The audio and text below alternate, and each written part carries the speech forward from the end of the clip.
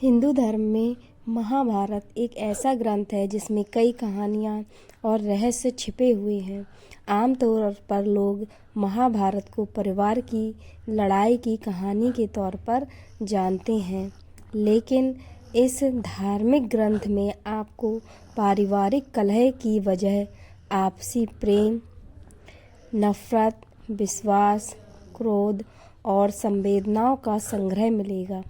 महाभारत से जुड़ी कई ऐसी कहानियाँ भी हैं जिनका जिक्र महाभारत ग्रंथ में नहीं किया गया और बहुत कम लोग ही इनके बारे में जानते हैं। महाभारत की कथा के अनुसार पांडवों में सबसे छोटे भाई सहदेव ने अपने ही पिता पांडु का मस्तिष्क खाया था। सहदेव में भविष्य को देखने की क्षमता भी थी, इसलिए युद्ध शुरू करने से पहले दुर्योधन उसके पास सही मुहूर्त जानने के लिए भी गया था। हालांकि सहदेव को पता था कि दुर्योधन ही हमारा सबसे बड़ा दुश्मन है और फिर उसने युद्ध आरंभ करने का सही मुहूर्त बताया। आखिर क्यों खाया सहदेव ने पिता का मस्तिष्क? राजा पांडु को ऋषि किदम ने श्राप दिया था कि यदि वह किसी स्त्री से समागम करेंगे तो उसी दौरान उनकी मृत्यु हो जाएगी। यही वजह है कि पांडु ने कभी अपनी पत्नी कुंती और माद्री से संबंध नहीं बनाए। कुंती ने देवताओं के आवाहन से युधिष्ठिर, भीम और अर्जुन को प्राप्त किया।